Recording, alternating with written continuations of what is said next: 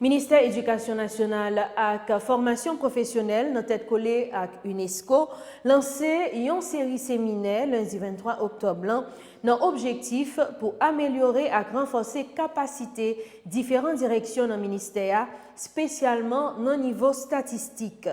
Selon responsable, données statistiques sur développement et éducation à permettre de gagner un diagnostic et puis prévoir différentes actions qui doivent être faites pour améliorer le secteur éducatif là. Ministre Éducation nationale et formation professionnelle Nesmi Maniga remercie partenaires pour l'accompagnement yo bay avec ministère. Li bay garantie, ministère va publier 4 orientations curriculaires j'en li existé jodia. Données sur le développement de l'éducation permet d'avoir un diagnostic, de prévoir les différentes actions qui doivent se faire dans tous les domaines de l'éducation, quel que soit éducation primaire, secondaire, éducation non formelle. Les données nécessaires aussi pour une réforme curriculaire sont nécessaires et c'est ce que nous allons essayer de faire tout au long de 2 années pour commencer.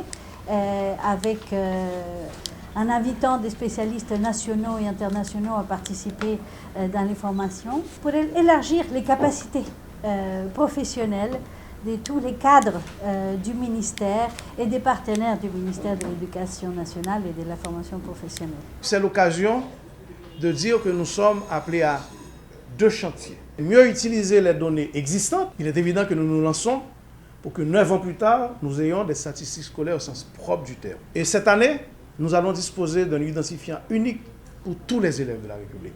Dans le nouveau plan d'études, les sciences sociales vont se diviser d'une part en discipline histoire-géo, pour accorder une importance particulière sur le renouveau de l'enseignement de l'histoire, la composante qui était noyée dans les sciences sociales, qui était l'éducation à la citoyenneté, appelée couramment l'éducation civique et morale, qui avait été préalablement l'éducation religieuse, l'éducation civique et religieuse, l'éducation civique et morale, qui passe aujourd'hui à être l'éducation à la citoyenneté, parce qu'elle prendra en charge cette discipline la nouvelle génération des droits et des devoirs, droits culturels, droits économiques, au-delà des droits traditionnels, des droits politiques, la démocratie, qui sera une matière, une discipline à part, distincte, dès le préscolaire, sur les 9 années du fondamental jusqu'au secondaire, où il est déjà l'éducation à la citoyenneté.